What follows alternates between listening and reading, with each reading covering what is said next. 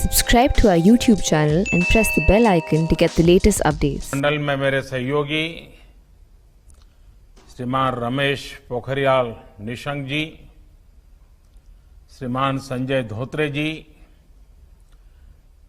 National education policy राष्ट्रीय शिक्षा नीति में बहुत महत्वपूर्ण भूमिका निभाने वाले देश के जाने माने वैज्ञानिक डॉक्टर कस्तूरीरंगन जी और उनकी टीम, इस सम्मेलन में भाग ले रहे वाइस चांसलर्स,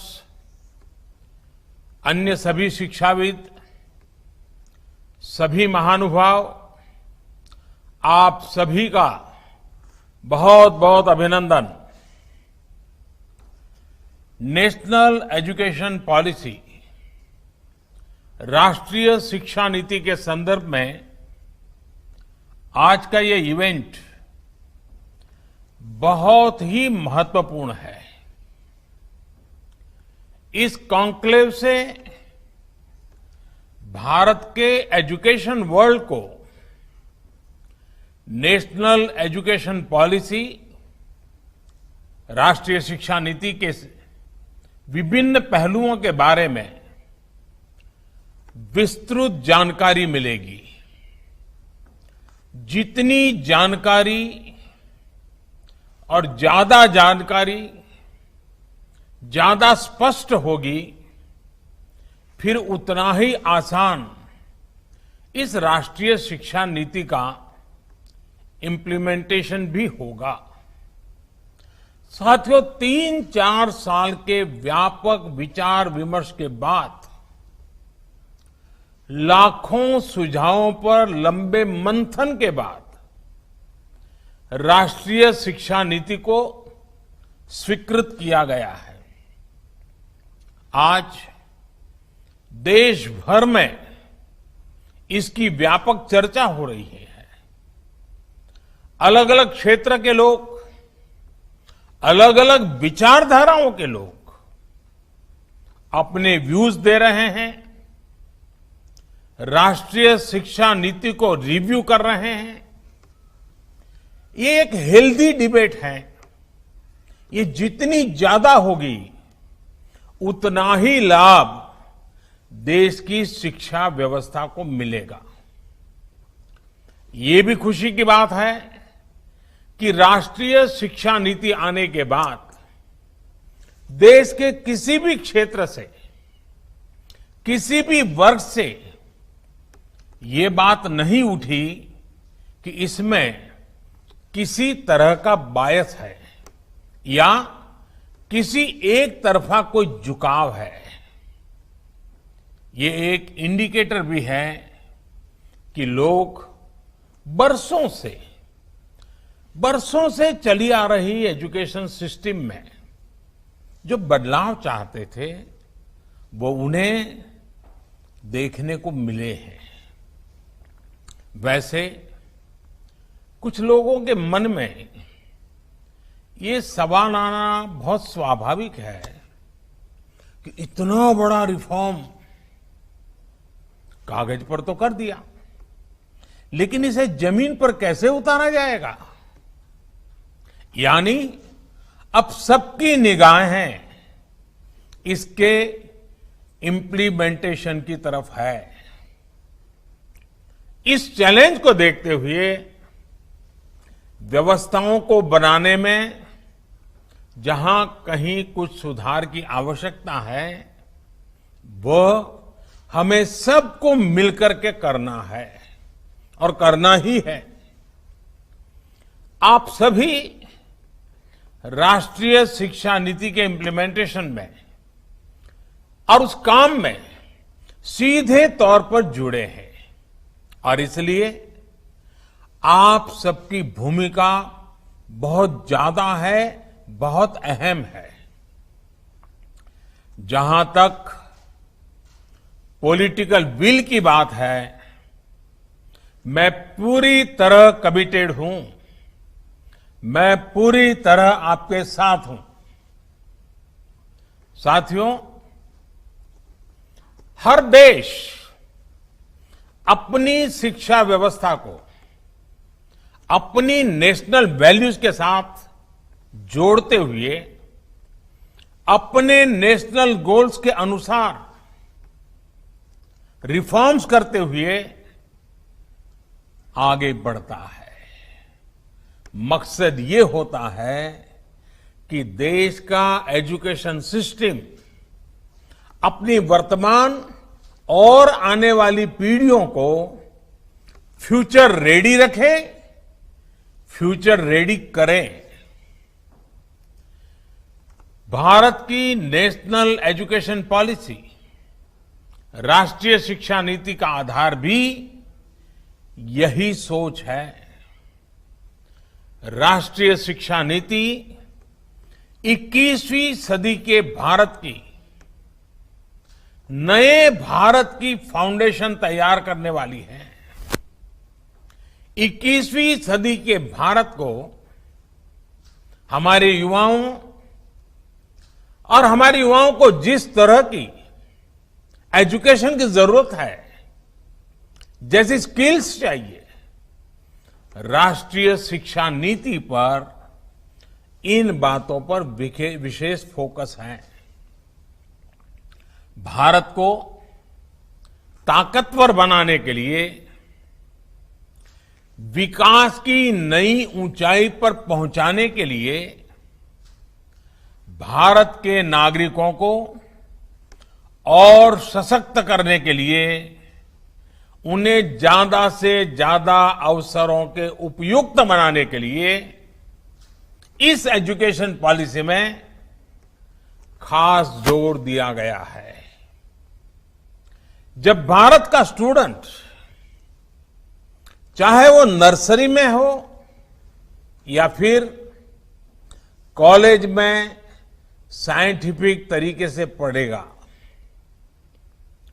तेजी से बदलते हुए समय और तेजी से बदलती जरूरतों के हिसाब से पढ़ेगा, तो वो नेशन बिल्डिंग में कंस्ट्रक्टिव भूमिका निभा पाएगा।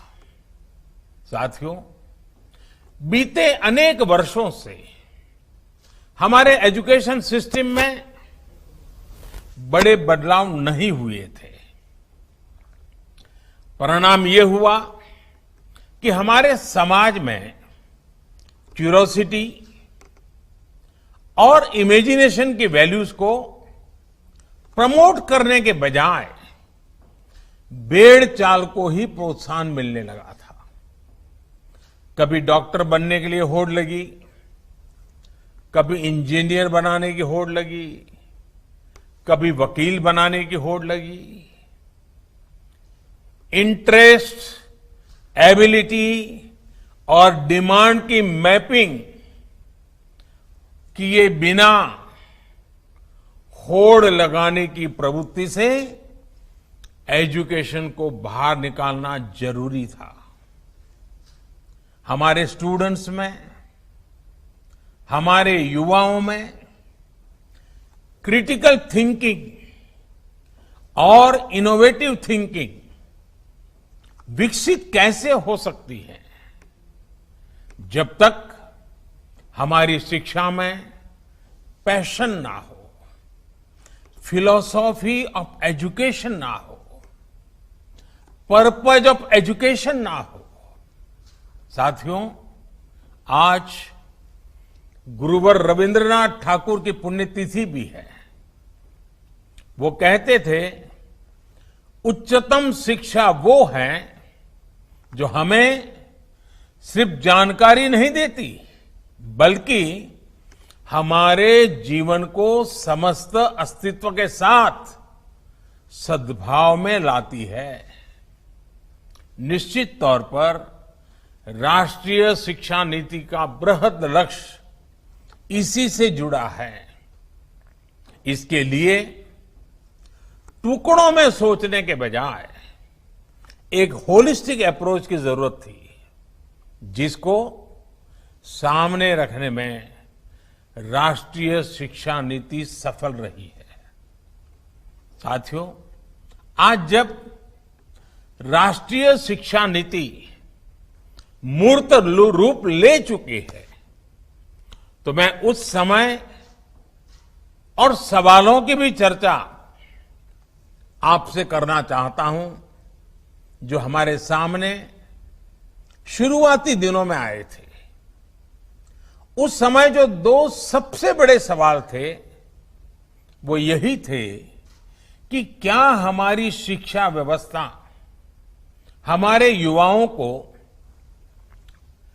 क्रिएटिव, क्यूरियोसिटी और कमिटमेंट ड्रिवन लाइफ के लिए मोटिवेट करती है। आप लोग इस क्षेत्र में इतने वर्षों से हैं, आपने अपना जीवन शिक्षा के लिए खपा दिया है, समर्पित किया है। आप लोग इसका जवाब बेहतर जानते हैं। साथियों, हमारे सामने दूसरा सवाल था कि क्या हमारी शिक्षा व्यवस्था हमारे युवाओं को एम्पावर करती है, देश में एक एम्पावर्ड सोसाइटी के निर्माण में मदद करती है। आप सब इन सवालों से भी परिचित हैं और जवाबों से भी भली भांति परिचित है। साथियों, आज मुझे संतोष है कि भारत की नेशनल एजुकेशन पॉलिसी, राष्ट्रीय शिक्षा नीति को बनाते समय इन सवालों पर गंभीरता से काम किया गया। साथियों, बदलते समय के साथ एक नई विश्व व्यवस्था, एक नए रंग रूप और व्यवस्थाओं में बदलाव, एक नई विश्व व्यवस्था खड़ी हो रही है। एक नया ग्लोबल स्टैंडर्ड भी तय हो रहा है। इसके हिसाब से भारत का एजुकेशन सिस्टम खुद में बदलाव करे, ये भी किया जाना बहुत जरूरी था। स्कूल करिकुलम के 10+2 स्ट्रक्चर से आगे बढ़कर अब 5+3+3+4 करिकुलम का स्ट्रक्चर देना इसी दिशा में एक कदम है। हमें अपने स्टूडेंट्स को ग्लोबल सिटीजन भी बनाना है और इसका भी ध्यान रखना है कि वे ग्लोबल सिटीजन तो बने, लेकिन साथ साथ अपनी जड़ों से भी जुड़े रहें। जड़ से लेकर के जग तक, मनुष्य से मानवता तक, अतीत से आधुनिकता तक सभी बिंदुओं का समावेश करते हुए इस राष्ट्रीय शिक्षा नीति का स्वरूप तय किया गया है। साथियों, इस बात में कोई विवाद नहीं है कि बच्चों के घर की बोली और स्कूल में पढ़ाई की भाषा एक ही होने से बच्चों के सीखने की गति बेहतर होती है। ये एक बहुत बड़ी वजह है जिसकी वजह से जहां तक संभव हो 5th क्लास तक बच्चों को उनकी मातृभाषा में ही पढ़ाने पर सहमति दी गई है। इससे बच्चों को और बच्चों की नींव तो मजबूत होगी ही, उनके आगे की पढ़ाई के लिए भी उनका बेस और मजबूत होगा। साथियों, अभी तक जो हमारी शिक्षा व्यवस्था है उसमें व्हाट टू थिंक, मैं बहुत जिम्मेवारी से बोल रहा हूं, व्हाट टू थिंक पर फोकस रहा है, जबकि इस शिक्षा नीति में हाउ टू थिंक उस पर बल दिया जा रहा है। ये मैं इसलिए कह रहा हूं कि आज जिस दौर में हम और ये दौर ऐसा है जहां इंफॉर्मेशन और कंटेंट की कोई कमी नहीं है। एक प्रकार से बाढ़ आई हुई है। हर प्रकार की जानकारी आपके मोबाइल फोन पर अवेलेबल है। जरूरी ये है कि कौन सी जानकारी हासिल करनी है, क्या पढ़ना है। इस बात को ध्यान में रखकर ही राष्ट्रीय शिक्षा नीति में प्रयास किया गया है कि जो पढ़ाई के लिए लंबा चौड़ा सिलेबस होता है, ढेर सारी किताबें होती हैं, उसकी अनिवार्यता को कम किया जाए। अब कोशिश ये है कि बच्चों को सीखने के लिए inquiry based, discovery based, discussion based और एनालिसिस बेस्ड तरीकों पर जोर दिया जाए। इससे बच्चों में सीखने की ललक बढ़ेगी और उनके क्लास में उनका पार्टिसिपेशन भी बढ़ेगा। साथियों, हर विद्यार्थी को, स्टूडेंट को यह अवसर मिलना ही चाहिए कि वो अपने पैशन को फॉलो करे।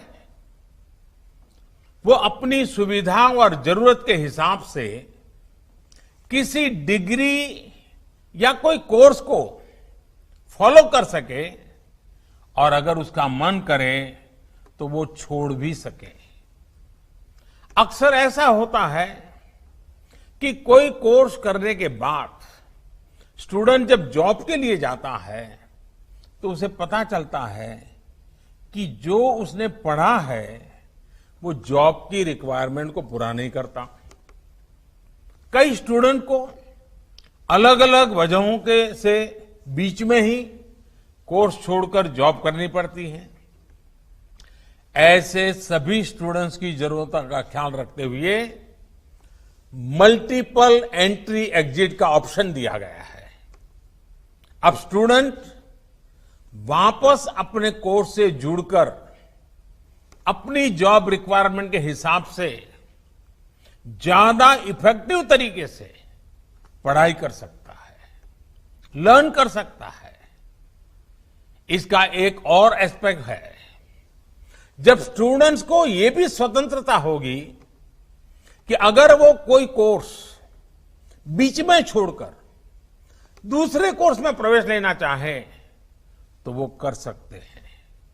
इसके लिए वो पहले कोर्स से एक निश्चित समय तक ब्रेक ले सकते हैं और दूसरा कोर्स ज्वाइन कर सकते हैं। हायर एजुकेशन को स्ट्रीम से मुक्त करने, मल्टीपल एंट्री और एग्जिट क्रेडिट बैंक के पीछे यही एक बहुत लंबे दूर की सोच के साथ हम आगे आए हैं।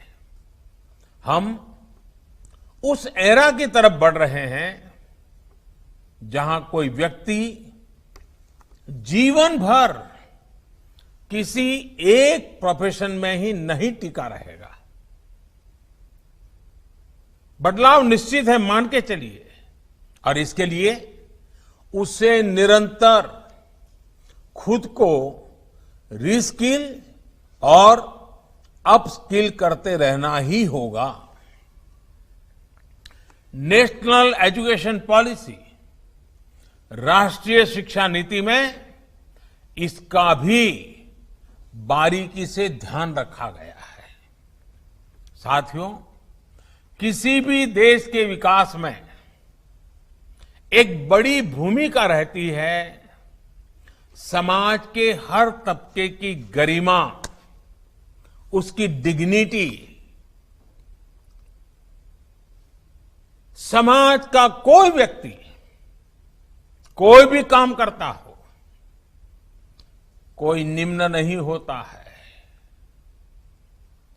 हमें ये सोचना चाहिए कि भारत जैसे सांस्कृतिक रूप से समृद्ध रहे देश में ये बुराई कहां से आई?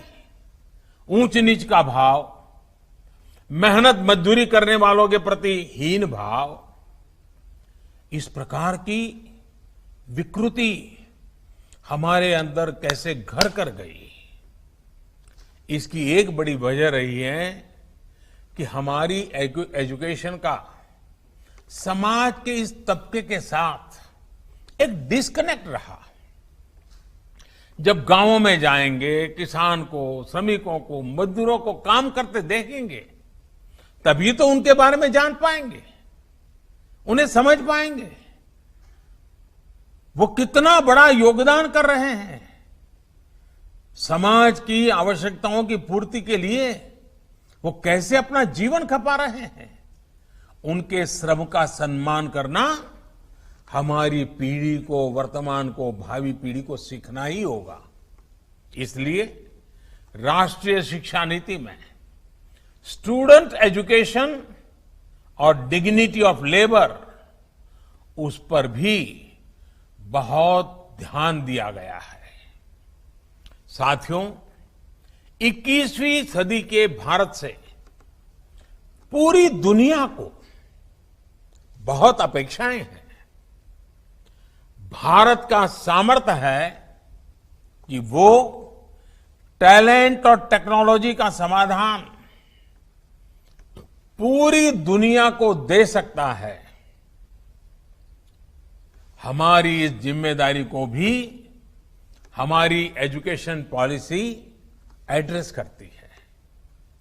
राष्ट्रीय शिक्षा नीति में जो भी समाधान सुझाए गए हैं, उससे फ्यूचरिस्टिक टेक्नोलॉजी के प्रति एक माइंडसेट विकसित करने की भावना भी है। अब टेक्नोलॉजी ने हमें बहुत तेजी से, बहुत अच्छी तरह से, बहुत कम खर्च में समाज के आखिरी छोर पर खड़े स्टूडेंट तक पहुंचने का माध्यम दिया है। हमें इसका ज्यादा से ज्यादा उपयोग करना है। इस एजुकेशन पॉलिसी के माध्यम से टेक्नोलॉजी आधारित बेहतर कंटेंट और कोर्स के डेवलपमेंट में बहुत मदद मिलेगी। बेसिक कंप्यूटिंग पर बल हो, कोडिंग पर फोकस हो, या फिर रिसर्च पर ज्यादा जोर, ये सिर्फ एजुकेशन सिस्टम ही नहीं बल्कि पूरे समाज की अप्रोच को बदलने का माध्यम बन सकता है। वर्चुअल लैब जैसे कंसेप्ट ऐसे लाखों साथियों तक बेहतर शिक्षा के सपने को ले जाने वाला है, जो पहले से ही सब्जेक्ट्स पढ़ ही नहीं पाते थे, जिसमें लैब एक्सपेरिमेंट जरूरी हो। नेशनल एजुकेशन पॉलिसी, राष्ट्रीय शिक्षा नीति हमारे देश में रिसर्च और एजुकेशन के गैप को खत्म करने में भी अहम भूमिका निभाने वाली है। साथियों, जब इंस्टीट्यूशंस और इंफ्रास्ट्रक्चर में ये रिफॉर्म्स रिफ्लेक्ट होंगे, तभी राष्ट्रीय शिक्षा नीति को अधिक प्रभावी और त्वरित गति से इंप्लीमेंट किया जा सकेगा। आज समय की मांग है कि इनोवेशन और एडॉप्शन की जो वैल्यूज हम समाज में निर्मित करना चाहते हैं, वो खुद हमारे देश के इंस्टीट्यूशन से शुरू होनी चाहिए, और जिसका नेतृत्व आप सबके पास है। जब हम एजुकेशन और विशेष हायर एजुकेशन को एम्पावर्ड सोसाइटी के निर्माता के रूप में खड़ा करना चाहते हैं, तो इसके लिए हायर एजुकेशन इंस्टीट्यूशंस को भी एम्पावर करना जरूरी है। और मैं जानता हूं, जैसे ही इंस्टीट्यूशंस को एम्पावर करने की बात आती है, तो उसके साथ ही एक और शब्द चला आता है, और वो शब्द आप भली बात ही जानते हैं। वो शब्द क्या है? ऑटोनॉमी। ऑटोनॉमी। आप भी जानते हैं कि ऑटोनॉमी को लेकर हमारे यहां दो तरह के मत पूरे देश में प्रवर्तमान है। एक कहता है कि सब कुछ सरकारी नियंत्रण से पूरी सख्ती से चलना चाहिए, तो दूसरा कहता है कि सभी संस्थानों को बाय डिफॉल्ट ऑटोनॉमी मिलनी चाहिए। पहली अप्रोच में नॉन गवर्नमेंट संस्थानों के प्रति मिसट्रस्ट दिखता है, तो दूसरी अप्रोच में ऑटोनॉमी को एंटाइटलमेंट के रूप में भी ट्रीट किया जाता है। गुड क्वालिटी एजुकेशन का रास्ता इन दोनों के बीच में से ही निकलता है, दोनों मतों के मध्य से ही निकलता है। जो संस्थान क्वालिटी एजुकेशन के लिए ज्यादा काम करे, उसको ज्यादा फ्रीडम से रिवॉर्ड किया जाना चाहिए। इससे क्वालिटी को एनकरेजमेंट मिलेगा और सबको ग्रो करने के लिए इंसेंटिव भी मिलेगा। नेशनल एजुकेशन पॉलिसी, राष्ट्रीय शिक्षा नीति आने से पहले हाल के वर्षों में आपने भी देखा है कि कैसे हमारी सरकार ने अनेकों इंस्टीट्यूशंस को ऑटोनॉमी देने की पहल की है। मुझे उम्मीद है राष्ट्रीय शिक्षा नीति का जैसे जैसे विस्तार होगा, शिक्षा संस्थानों को ऑटोनॉमी की प्रक्रिया भी और तेज होगी। साथियों, देश के पूर्व राष्ट्रपति, महान वैज्ञानिक डॉक्टर एपीजे अब्दुल कलाम कहा करते थे, the purpose of education is to make good human beings with skill and expertise. Enlighten human beings can be created by teachers. वाकई शिक्षा व्यवस्था में बदलाव देश को अच्छे स्टूडेंट्स, अच्छे प्रोफेशनल्स और उत्तम नागरिक देने का बहुत बड़ा माध्यम आप सभी हैं। आप सभी टीचर्स ही हैं, प्रोफेसर्स ही हैं। शिक्षा जगत से जुड़े आप ही लोग इस काम को करते हैं और कर सकते हैं। इसलिए नेशनल एजुकेशन पॉलिसी, राष्ट्रीय शिक्षा नीति में डिग्निटी ऑफ टीचर्स का भी ध्यान रखा गया है। एक प्रयास ये भी है कि भारत का जो टैलेंट है वो भारत में ही रहकर आने वाली पीढ़ियों का विकास करे। राष्ट्रीय शिक्षा नीति में टीचर ट्रेनिंग पर बहुत जोर है। वो अपनी स्किल्स लगातार अपडेट करते रहें, इस पर बहुत जोर है। I believe when a teacher learns, a nation leads. साथियों, नेशनल एजुकेशन पॉलिसी, राष्ट्रीय शिक्षा नीति को अमल में लाने के लिए हम सभी को एक साथ संकल्पबद्ध होकर काम करना है। यहां से universities, colleges, school education boards, अलग अलग स्टेट्स, अलग अलग स्टेक होल्डर्स के साथ संवाद और समन्वय का नया दौर शुरू होने वाला है। आप सभी साथी, क्योंकि हायर एजुकेशन के सबसे शीर्ष संस्थानों के शीर्ष में है, तो आपकी जिम्मेदारी ज्यादा है। मेरा आग्रह है कि राष्ट्रीय शिक्षा नीति पर लगातार वेबिनार करते रहिए, डिस्कशंस करते रहिए, नीति के लिए रणनीति बनाइए, रणनीति को लागू करने के लिए रोड मैप बनाइए, रोड मैप के साथ टाइमलाइन जोड़िए, उसको इंप्लीमेंट करने के लिए रिसोर्सेज, ह्यूमन रिसोर्सेज, इस सबको जोड़ने की योजना बनाइए। और ये सारा चीज ये नई नीति के प्रकाश में आप ही को करना है।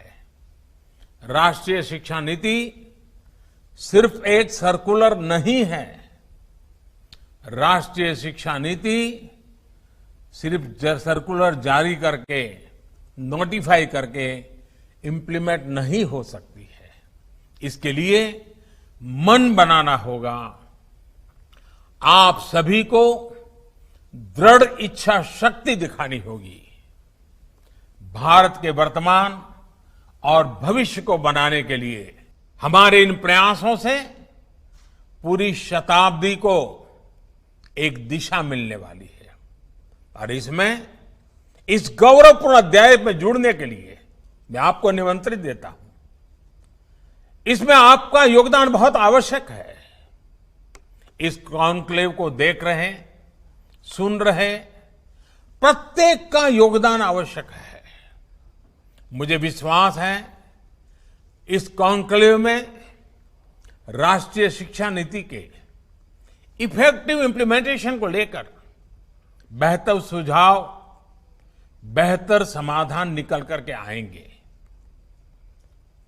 और मैं विशेष रूप से आज जब मुझे अवसर मिला है तो सार्वजनिक रूप से डॉक्टर कस्तूरीरंगन जी का, उनकी पूरी टीम का बहुत बहुत अभिनंदन करता हूं, बहुत बहुत धन्यवाद करता हूं।